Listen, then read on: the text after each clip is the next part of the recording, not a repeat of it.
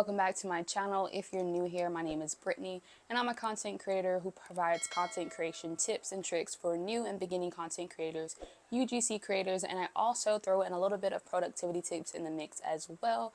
Today I wanted to do a video that I feel like is important, and that is the top 10 mistakes content creators make and how to avoid them. Whether you are just starting out with making content or you've been in the content game for a little bit, this is definitely something that can help you improve your content overall. So let's get right into it. Okay, so mistake number one is definitely lack of consistency. I know I've said it 1,000 times on this channel that you need to be consistent. So if you don't have any consistency, that is one red flag you have when you're going about your content creation journey. It's definitely easy to get excited in the beginning and you're pumping out content, you're filming, you're just very excited to be doing something different or something that you've always been wanting to do. That definitely causes a loss in momentum.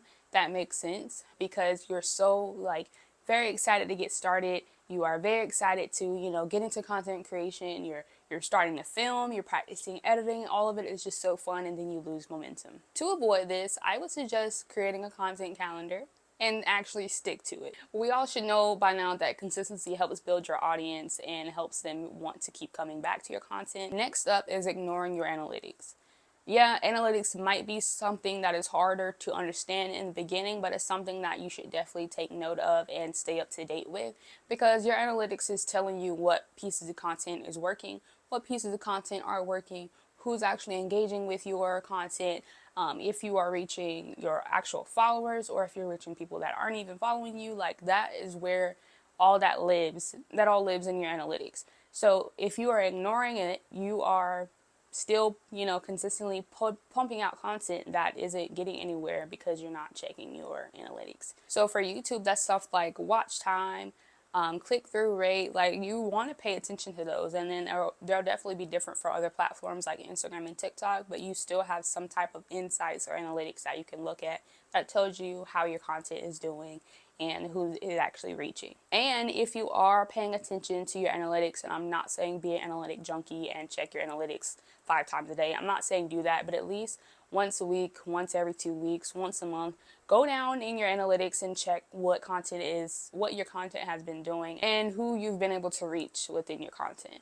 So definitely keep track of that, and in turn that can kind of help you refine your strategy and your content calendar to kind of shift things to a way where you're trying to also better your analytics as well. Another thing I would suggest is poor audio quality. That's something that definitely could be a turn off for viewers and your audience in general, because likely if you have a bad audio quality, they're not going to be able to hear you clearly, or you're going to be muffled, and in turn they're not probably going to watch your content anymore, which I don't think that's much of an issue now because all of these smartphones have decent cameras as well as microphones, and you can also buy external microphones like this one, and you can have audio that way. But I don't think that should be a problem with all of these high-tech phones now that we all have.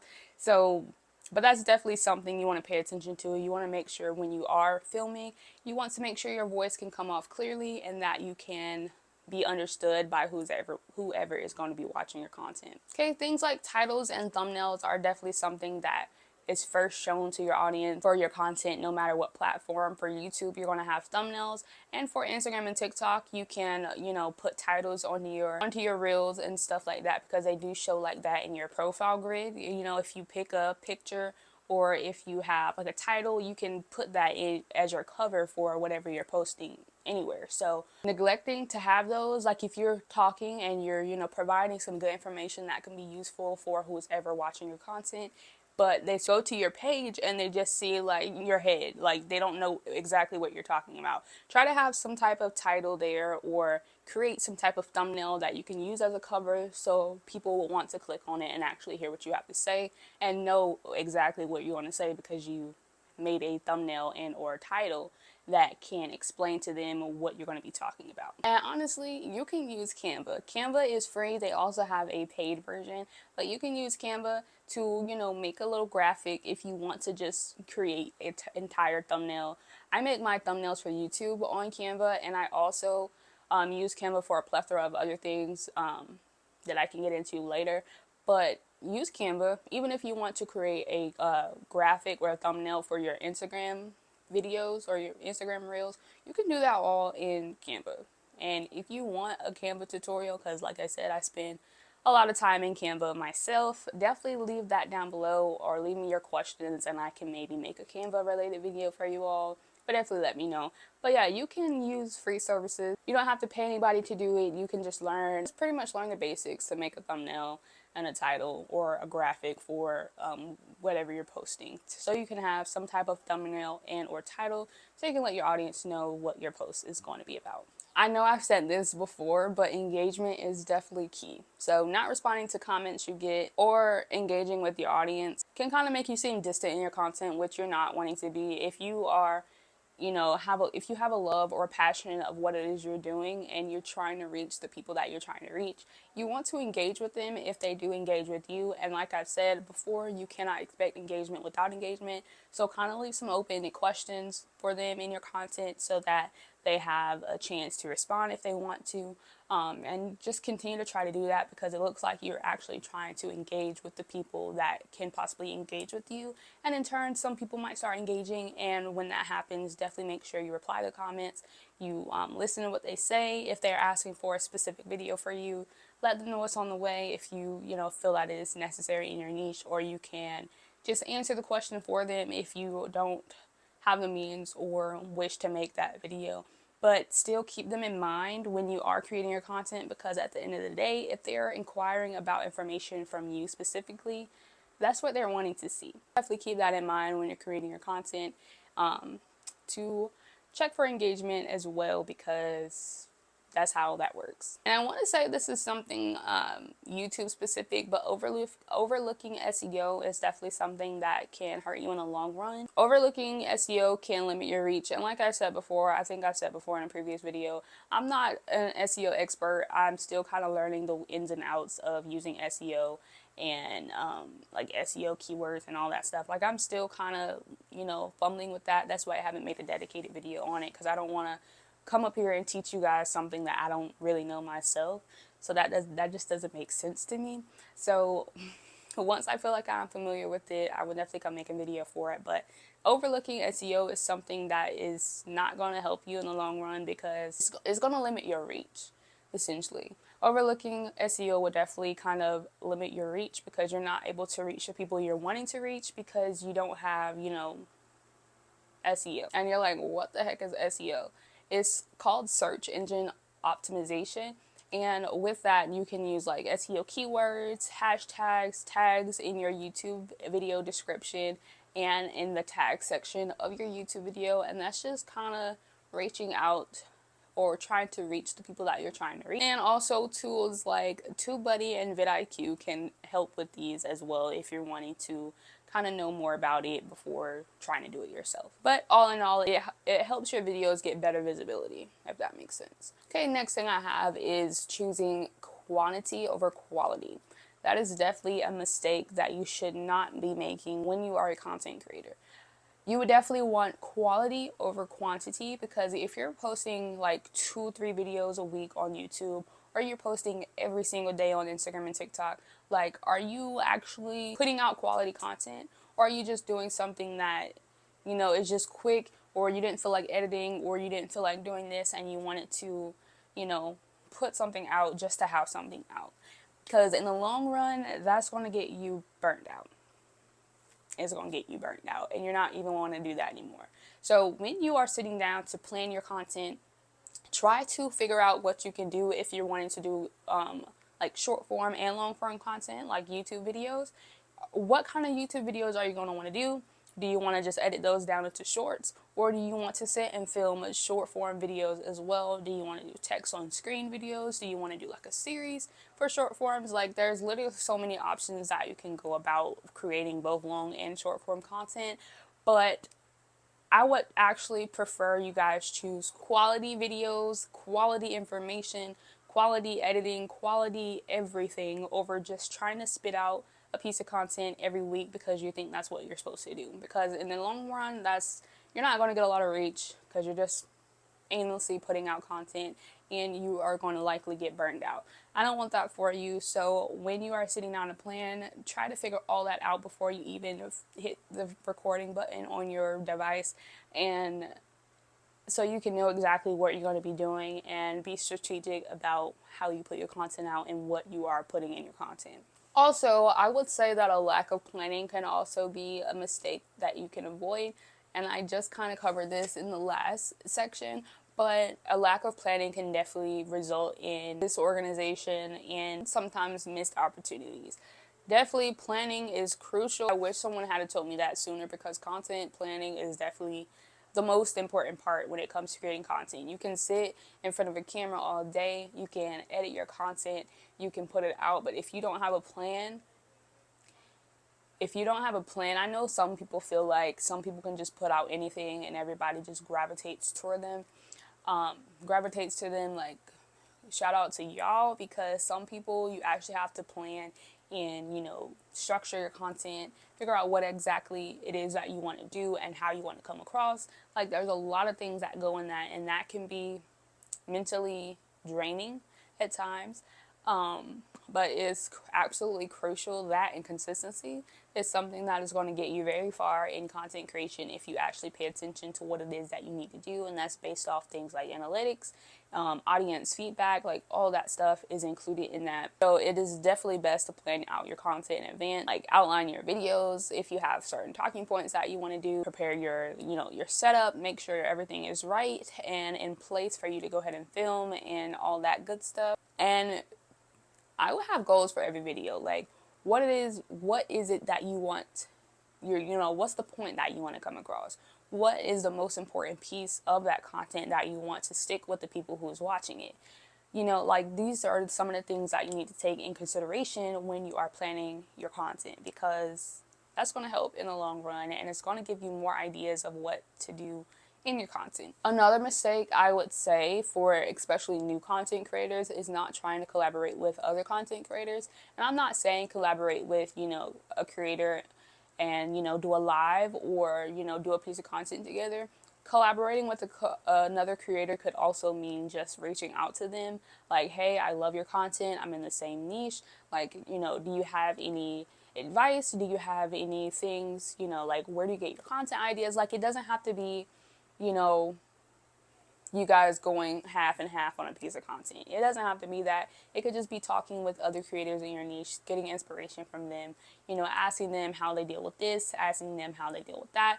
And if they are a good content creator, they're not going to gatekeep.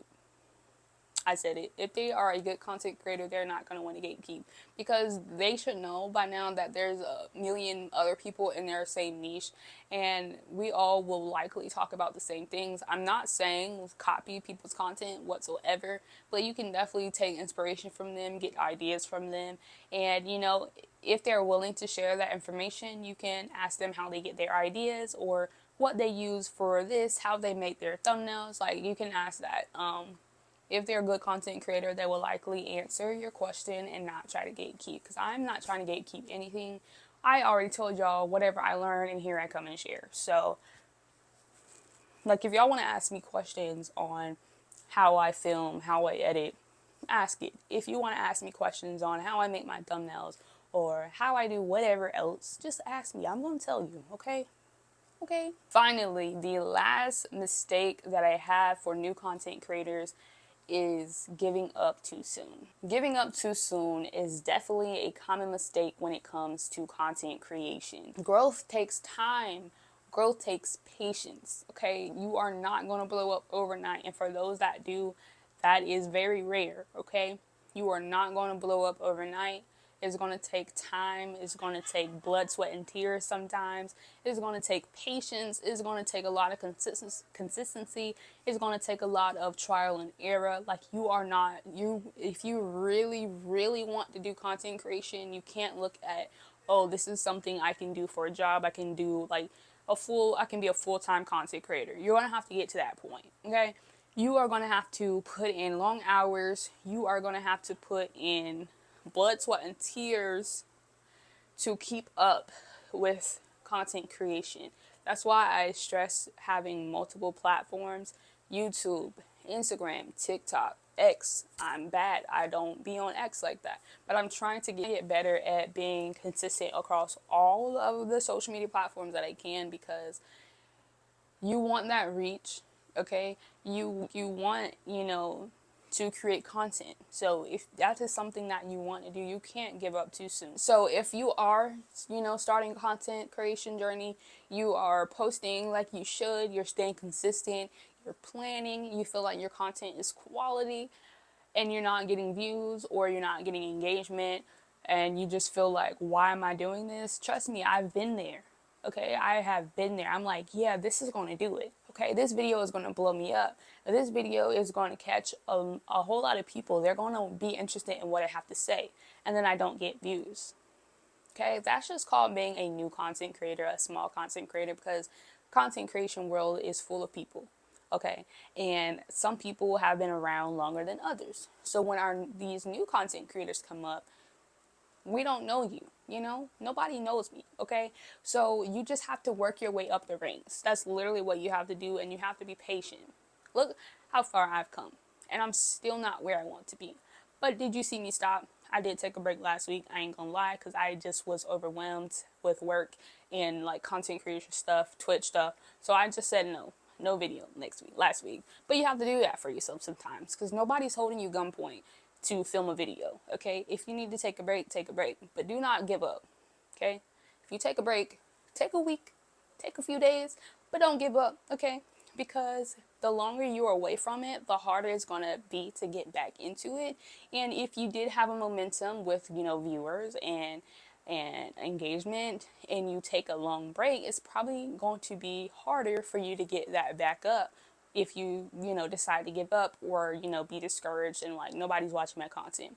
I started the year 2022 with 73 subscribers. At the end of that year, I had like 300 subscribers. Okay, and now I'm at 570 something. It takes time. Okay, that's years. And I started my content creator journey, I feel like 2021, and I just was not getting anywhere, and I gave up. I didn't touch a camera. I didn't film no video for like a smooth year and a half. And then I come back to it. But imagine that year and a half that I could have still been doing content creation. Imagine how far I would be now if I hadn't stopped that year and a half. So you definitely just cannot give up. If it's something that you like to do it, okay? I'm not going to tell you wrong. If it's something you like to do it. I would say find a niche that you are actually comfortable with, okay? Because if you're trying to force a niche that you have to, stretch yourself out to get content for, that's not the niche for you. You need to be able to sit down in front of a camera and talk about what it is that you're wanting to talk about, okay? You have to be able to do that with no strain. If you're feeling a strain, if it's feeling forced, it's not for you. It's time to go back to the drawing board. So definitely keep all that in mind when it comes to your content creation journey, okay? I don't want you guys giving up too soon, because you can miss out on opportunities, and you can miss out on your own growth because you are stopping yourself from growing. All right, but those are my top 10 mistakes that content creators make in the beginning and how to avoid them. I hope you all found this video helpful. If you got all the way to the end, please leave this video a like, comment down below your favorite part and any mistake that you have possibly made and that you're correcting. Also, don't forget to subscribe to my channel for more content creator tips and tricks just like this one. And also don't forget to hit your bell notification so you know exactly when I'm posting, which is currently Fridays, 4 p.m. Eastern Standard Time. That all being said, thanks for watching today's video, and I will see you all on the next one. Peace.